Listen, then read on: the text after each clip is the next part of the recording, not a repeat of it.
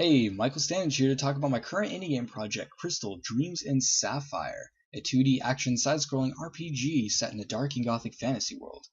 Currently working past the concept stage, I thought I'd make a nice little presentation video about kind of what it is and what's so special about it. So let's move on. What is Crystal Dreams in Sapphire? I got this nice little paragraph to read if you want to pause the video and read it. But I'm just going to read off this summary. It's a 2D action RPG with some pretty sweet story and really cool locations to kill stuff in. But the real portion of this is what's special about it. Since I'm going to talk about most of the stuff in the video, I'm just going to stick down to other stuff. So the gothic anime art style. It's kind of like my own art style, inspired by the Castlevania games. So the caves will be pretty dark, pretty scary, or ruins as well. But inside towns it'll be nice and happy and very bright. So I'm really reaching for that big dynamic. And then gamepad compatibility on PC. It's a big portion for me because a lot of action games on the PC that are made indie-wise don't really support gamepads, and it's kind of disappointing. So I definitely want to have that in there because I personally like to play action games with a gamepad. Although if you like a keyboard and mouse, you can still use that. So let's talk about the world. As you can see, I got the map.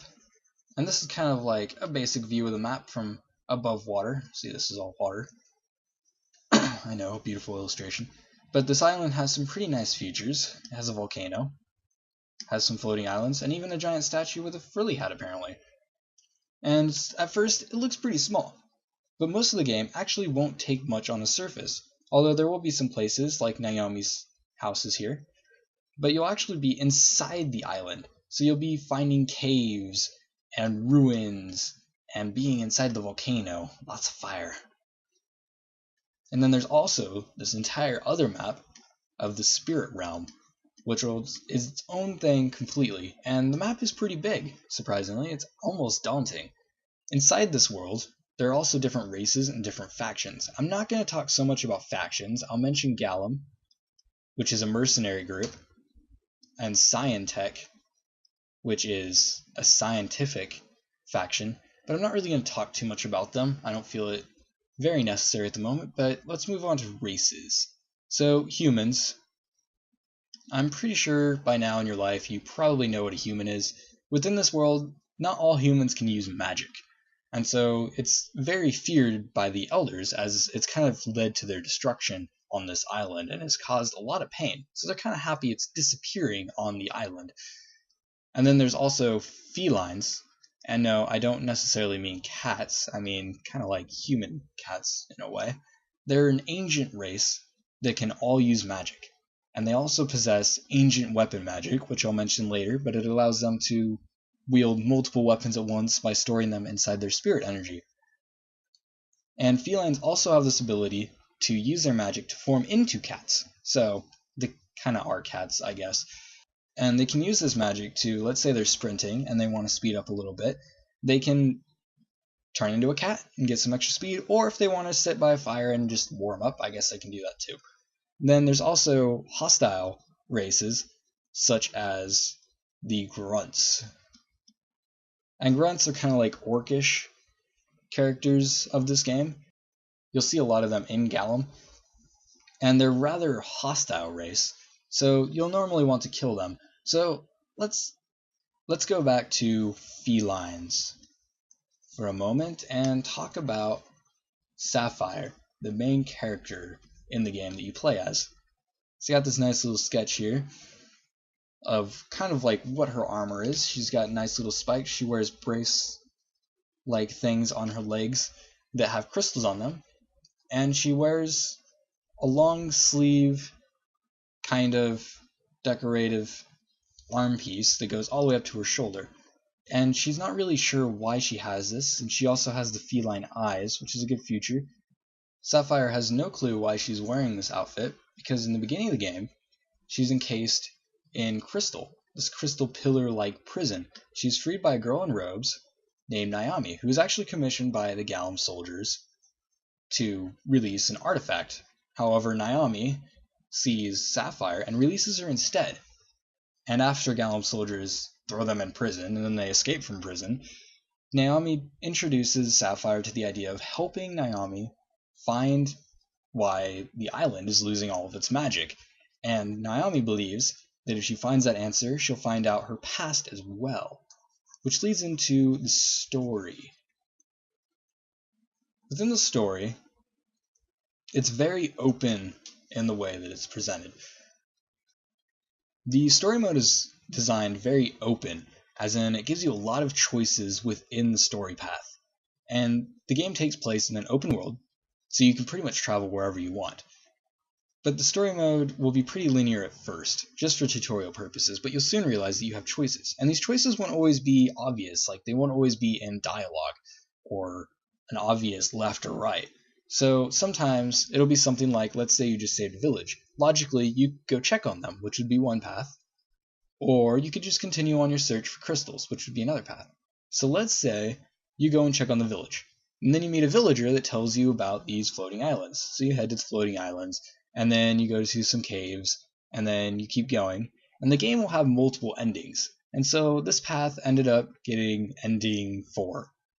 And then let's say you go back and you're playing through again, and you get to this point where you save this village, and then you don't check on them. You just continue with your crystal hunting. So you head to some ruins, and then you head to some caves, you go to a cemetery, and you just continue. And then you end up getting a different ending this time.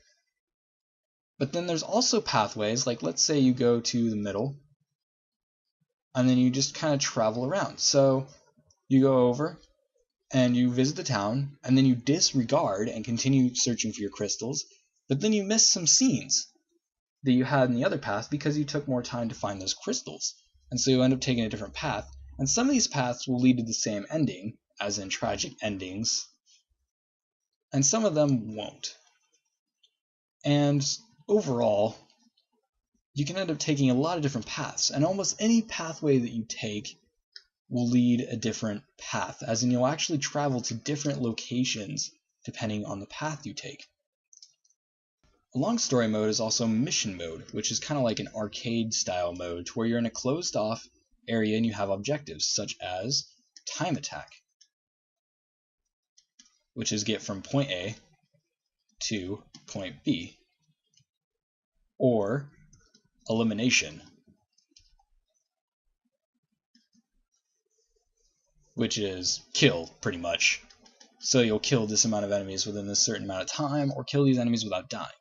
And missions won't be available right away. You'll unlock them through playing story mode, or complete side quests and you'll unlock a few, or you can forge gates with life force, which is a currency in the game. And the thing that's special about missions and why they're not available right away is the experience and items are shared between mission and story mode. And so let's say you're in story mode and you're having some trouble. You can't kill this boss because you're just not strong enough, you think. And so you go into mission mode, do a few eliminations, gather some XP, and level up. Or let's say you find out this mission has a one-time reward, and it's a really nice sword, and you want that sword. Or it's a really nice gem, and you need that gem to increase your stats. And so you'll go and do those, and then you can go back in story mode right where you left off, and continue with that. The story mode will scale very quickly, so mission mode is definitely encouraged to play. So definitely go through some missions, and you'll get some good items. There will be some exclusive items within missions as well, mainly gems, which is basically armor in the game. So let's talk about gameplay, weapons, and that sort of thing. I won't cover everything about the equipment. That would take all too long. It's a very complicated system, but I will talk about ancient weapon magic. As I said earlier, for felines, they have ancient weapon magic, which can be used by all of them, and it allows them to use multiple weapons by storing it within their spirit energy. And so what this means is, for let's say you have button 1, you'll have your light weapon. And so when you press button 1, you'll use your light attack. So it'll be like Fu Fu, and you use your light weapon, which will contain short sword, daggers, and catalyst. And then for B2, you'll have your heavy. And by B, I mean button, of course. And so you'll have your heavy attack for your heavy weapon. which would be longsword, axes, and scythes. But now that you got these two weapons, you can also combo them together. So you'll be like light attack, heavy attack, or heavy, heavy, light, or whatever combination of those. Then there's also a third one, which you never really see in a lot of these 2D action games, is the ranged weapons. And so you can actually combo ranged within these combos as well. So let's say, you do a slash and then the heavy attack, and it knocks the enemies back. Then you can just bombard them with a few attacks. And within this, you can also throw in some magic. So, you throw out some ranged attacks, slash, heavy attack, and then blow them up with a fireball, because, magic is pretty beast. For weapons, you'll find different types of weapons. So there will be power weapons that will have a power increase on them, defense ones that have a defense increase, and utility increases such as increased XP. And these weapons have a tier system that goes from 1 and up. So let's say the cap was 10 in this case. So let's say you find this nice sword, or let's say you find two. You find a sword and a dagger, because that kind of looks like a dagger, so I'll make that my dagger. So let's say you have this utility dagger, and you don't really like daggers, but you found it, and it's all the way up here to tier 9. It's a ridiculous stats. And the sword that you found, it's a nice power stat, is only a tier 2. Well, within the game, you can actually upgrade your sword stat all the way up to this tier 9, or even above, to make it better than this utility one. And then it will have its power increase and the base stats of this dagger. Although daggers will be slightly weaker than swords because they're daggers and they're faster. Anyways, beyond that, the basics, I think you get it. The other portion of the game is exploration. It's very much so a Metroidvania style game, to where you'll travel around, you'll find lots of collectibles, find tons of secrets, and solve little puzzles as you go along. And in this exploration, you'll start off with your base skills. So you'll have jump, and you'll have dash. So jump obviously jumps, dash is kind of like a dodge that will dash forward. And then jump, as you progress through the game, will become wall jump, so you can wall jump. And then you can progress it near late in the game to a double jump. And then dash, you can also turn that into a slide. And you'll use these skills to travel around and find other collectibles, and you'll also collect these skills as you progress through the game. So let's say you get to this room, and you're traveling along, and, at first, it seems like you can't get up here. You see this giant wall.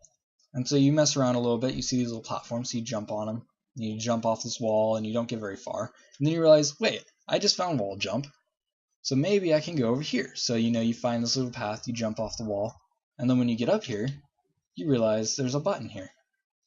And so you push that button, and then bam, you get little pathways. These pillars rise, and so you just jump across and continue on. But if you stop for a moment, you also realize, hey, there's a collectible up here, but you can't know how to get it. So you look around a little bit and you realize there's a button up here, but you can't reach it. You try jumping all you might, and you just can't get up there. And so you come back later, after you've traveled a bit, and you come back through this gate, and you're like, hey, I can get that collectible now because I found double jump. So you double jump up here, press the switch, and boom, these pillars extend like the ones they did at the bottom. And then you collect your little collectible, which I guess in this case was a crystal, and then continue on. And there will be a ton of these puzzles within the game. Almost every single room will have one of these types of things, and they're not too complicated. Some of them will be very basic, such as just jumping on a brick and finding a button, and others will be very complicated, like flipping 5 switches to open the gate. And I'm really focusing on making these collectibles and ways to get to them very intuitive, because you don't see it in a lot of action RPGs. You see it in adventure games all the time, but it's kind of lost its place in non-Castlevania type action games, and I really want to bring that back. Another thing I'm really focused on is the leveling, because I feel that that's a huge part of RPGs, especially nowadays. So let's head down to leveling. Within the game, there are actually no levels. Instead, everything is based off of trees and spending different types of experience. And you gain experience through different types of actions, such as skill XP, which you'll gain through like melee actions and skill usage, or spirit, experience, which you'll gain through magic usage, and then defense, which is for defense, like taking hits. And then there's also vital, which will be spendable in any tree, and you gain that through things such as killing monsters, completing quests, and doing different things like that. You can also find orbs within the game. It's kind of like a collectible, like rings in Sonic or something, that will just kind of casually give you a little bit of vital XP as you go. And like I said, you'll spend this experience in different skill trees. And so let's go look at skill tree, which would be your skill tree. So each section will require a certain amount of nodes to level up. And each node will have a different stat increase or different skill.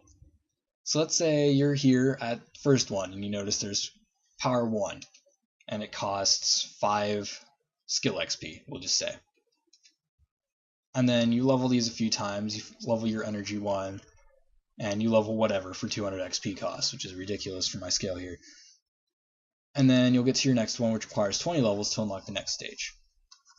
And so you go along a little bit, and then you're like, hey, I can decrease my skill cost, so you'll get that for 15 XP, and you level up everything else within that tree, and you move to the next. But one thing that's really interesting about the scale for this is you can't just level up something for the same cost over and over again. Instead, have an exponential system. In this exponential system, let's say you level power 10 times. It'll start off at 5, which is pretty low, but it'll go up pretty dang quickly. And then you level it another 5 times because you love power, but it'll start increasing a lot more. And at some point, it'll get to the point where you're not going to be able to buy that. And so to keep skills rolling, I have in the trees advanced versions of earlier versions that will start at a higher cost than the base for the earlier skills, but at the same time, it'll restart your scaling. And so although this 10 started down here, you've already leveled power a few hundred times probably by now, so it's all the way up here in this impossible to reach region. And so you'll be able to start all the way back at the beginning and re-go up this scale.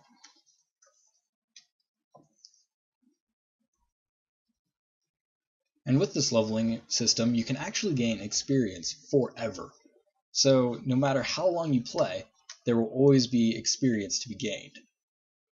And although your power won't go up infinitely in an exponential form, it'll kind of do the opposite and flatten out at a certain point, you can still keep going forever.